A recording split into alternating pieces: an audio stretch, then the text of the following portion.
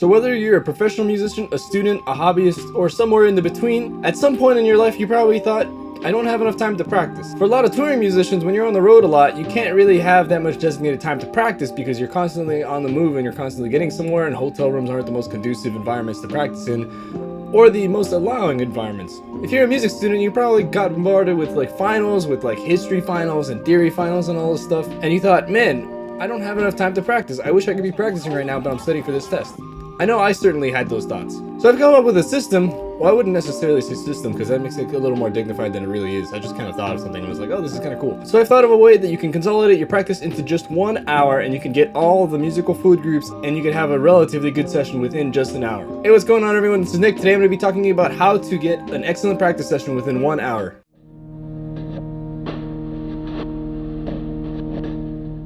So the first thing you'll need to do is start a list. I made a list last night. It's right here. I'm going to actually show you on this screen the process of me writing down this list and talk about what's going on in this list. So it's kind of like that game where you have like the different categories and then you say a letter and you have to be like food, place, thing, blah, blah, blah. It's basically just a chart, and you're going to have 5 categories on the top. And these categories are general, vague musical concepts that you believe are the most important concepts to you in your practicing. This can be expanded upon or contracted depending on your practice preferences and what you want to get done. So just as the general guide, I have melody, rhythm, harmony, technique, and X. X would be anything that doesn't fall within these 5 categories. So essentially what you want to do is name at least 5 things in each category then. So in the melody category, I have connecting thirds, which is, for example, if you're playing a standard or you're playing some kind of song, is improvising over that and landing on the thirds of every chord. Debatably, harmony doesn't necessarily matter, just kind of getting ideas out. This was the first thing that came to mind. The next thing was voice leading to specific notes, which is related to that. So you can, instead of targeting thirds, you could target sevenths. It's a little more specific this time. Then learning by ear from memory. I talked about this on a previous video called 5 Mistakes While Learning Guitar on YouTube. But essentially taking a melody that you know kind of well, it can be like a standard or it can be a popular song that you had stuck in your head. It could be Lady Gaga, it could be even Happy Birthday. But basically trying to figure out that song from your memory rather than listening to the recording. It's kind of like coaxing melodies out of your inner ear. Then I have melodic development, which is kind of like augmentation, diminution, inversion, retrograde, blah, blah, blah. It's all these classical composition techniques where you develop a melody. If you'd like me to go more in detail about that, leave a comment. I can make a video on that because that's a big topic in itself. Then melodic transposition, which is when you're taking a melody and putting it into different keys. For the rhythm, I have polyrhythms based on 16th notes. So for example, you can do like 4/5 or 3/4, stuff like that. Anything where you're grouping 16th notes. I have a video on polyrhythms if you want to know more about that. Contrapuntal scales, which this one is kind of like guitar or piano specific. But if you don't play one of these instruments, you can definitely hop on a piano and it'll still benefit you greatly. Then figuring out a song in odd meters. So taking a song like Happy Birthday and putting it in 15/4, or the Wellerman's Sea Shanty and putting that in 15/4. May the Wellerman come and bring us sugar and tea and rum one day. Playing melodies really slowly, that's a big one, and that will really help your time because you'll really have to feel the subdivisions and think about the time. Otherwise you'll rush or drag. Or improvisation based on a specific rhythms. Let's say you want to work on quintuplets, so only solo using quintuplets for a little bit. So in the harmony section, I have drop 2 and 4 and diatonic thirds, which is essentially like going in the thirds within a certain scale or key and only playing the drop 2 voicings and inverting them. And really going for like the close inversion, so getting the next voicing that's really close to you so you can work on your inversions, you can work on your chord recognition, stuff like that. Open triads with 1 note shifting, which is essentially the same thing as the previous thing, but instead of the drop 2 and 4 with a 7th chord, we're only going to use open triads. I talk about this in one of my YouTube shorts. C, D minor, G, B diminished, D minor, F, A minor, C. Then another one is chromatic major triads connected by half step. This can be kind of similar to George Garzon's triadic chromatic approach if you're into that. Playing a song and then only playing close inversions. So basically, like if you're playing a song, if you're playing guitar, just sticking kind of like in one position, sticking really close and trying not to move around too much. And then free chromatic improvisation. For me, this is a big one because I love that sound and it's kind of tricky to do it in time and do it correctly. So I like to just do it freely. It's kind of like improvising a 12th tone row. Then technique, I have scales with accented notes, which is, for example, like accenting every 7th note, every 5th note, stuff like that, working on different subdivisions.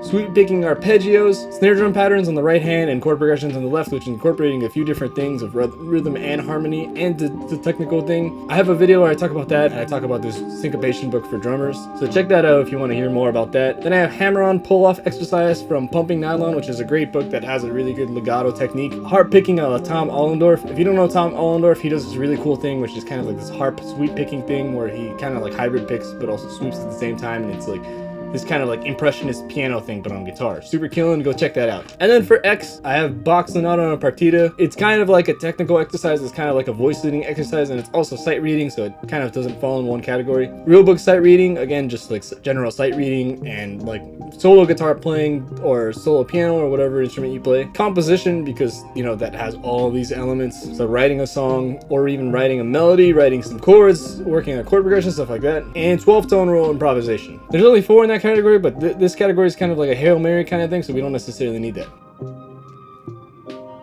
So once you have that down, then the next thing you're going to want to do is check out the cello drones on like Spotify or streaming pattern, or you can actually like buy the cello drones. If you don't want to do any of that, if you have like, for example, the Electro-Harmonix Super Ego or the Electro-Harmonix Freeze pedal, or you have like a DAW, essentially just have a drone in one specific pitch, preferably with like a fifth or something, but you don't necessarily need that. And you want it to be timed out about 5 minutes. And so with these cello drones, there's 12 different keys, and with 12 different keys, 6 minutes a piece, you have about 72 minutes of practice time. So essentially what you're going to want to do is play through the whole album, and you're going to want to shuffle it. So then you're going to take your handy chart, and essentially every time you change key, pick a different exercise and work on that for about 5 minutes. I heard this from Rotem Sivan, but he said there's studies that show that the first 5 minutes of practicing are the most crucial because they're the most focused and you're less distracted and you're going to get more work done. So I basically took this approach and found a way to kind of force myself into doing different things. I thought of it the other day when I was kind of like, oh man, like I'm pandemiced out for practice ideas. I don't know what else to do.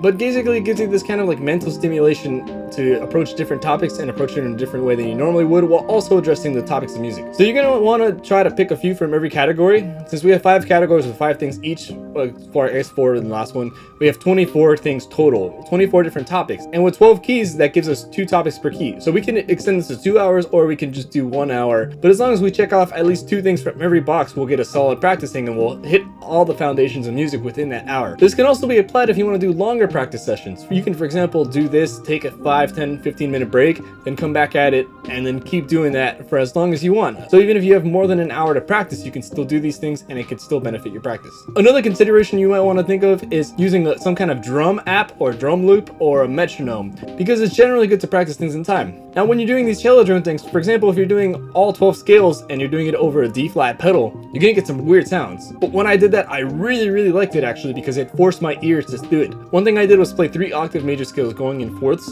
I have a little YouTube short on that if you want to check that out. But for a lot of the scales, it didn't have the note of the drone in it, so I was forced to kind of think polytonally.